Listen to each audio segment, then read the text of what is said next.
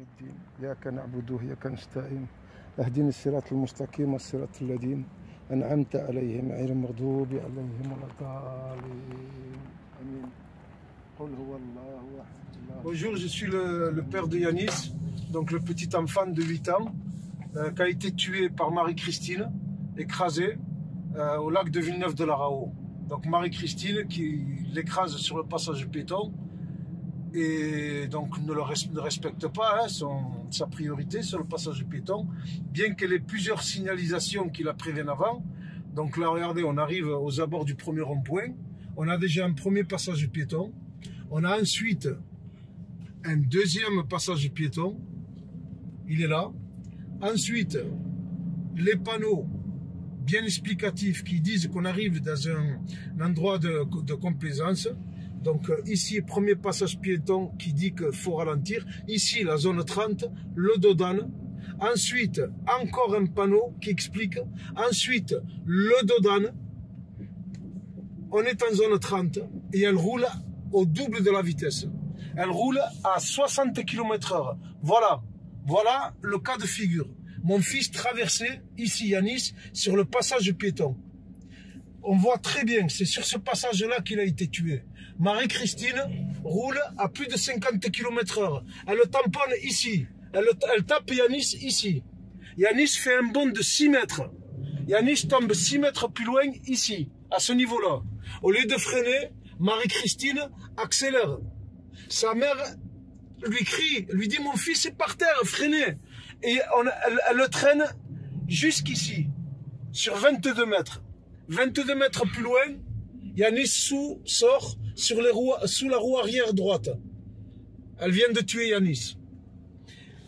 Au lieu de s'arrêter pour porter assistance, Marie-Christine, eh bien, s'enfuit. Elle s'est enfuie, tout simplement. Yanis, tout le long de la route, c'est-à-dire pendant les 22 mètres, il a les côtes qui se cassent. Il a les poumons qui explosent. Quand je dis les côtes, c'est toutes les côtes. Mais il crie. Il hurle de douleur. Derrière, il y a mon épouse qui a un bébé sur les bras et qui court aussi derrière qui lui supplie d'arrêter. En réalité, elle les entend, mais elle continue sa route comme si de rien n'était.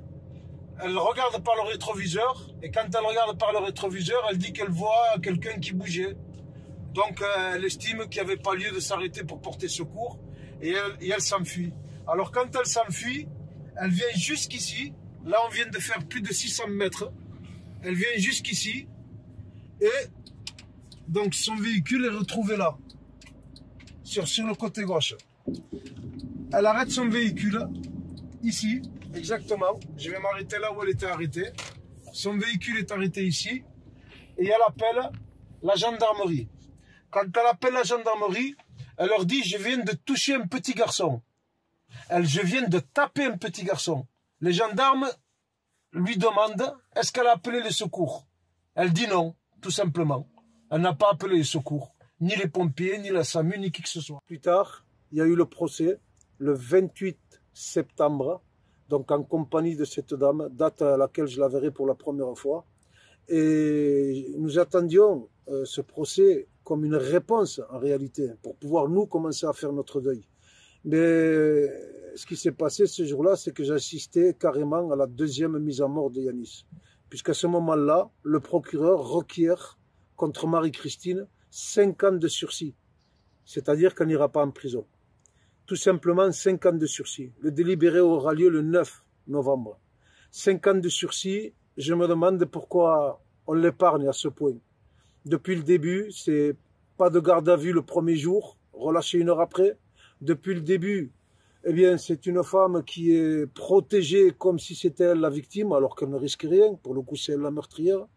Et en même temps, ces 5 ans de sursis, en réalité, c'est comme si on exécutait une deuxième fois Yanis.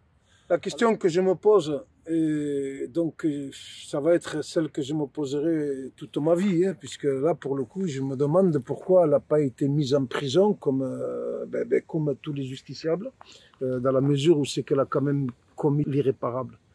Elle a tué un enfant sur le passage piéton, elle l'a écrasé et tout ce qui va avec.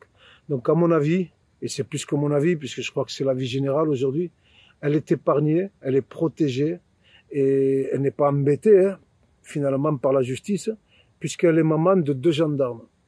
Alors voilà, selon qui vous êtes, selon qui vous connaissez, ou de quelle famille vous êtes, apparemment on accepterait même de laisser en liberté un meurtrier. Voilà, c'est la question que je me pose, c'est pourquoi le régime de faveur pour Marie-Christine.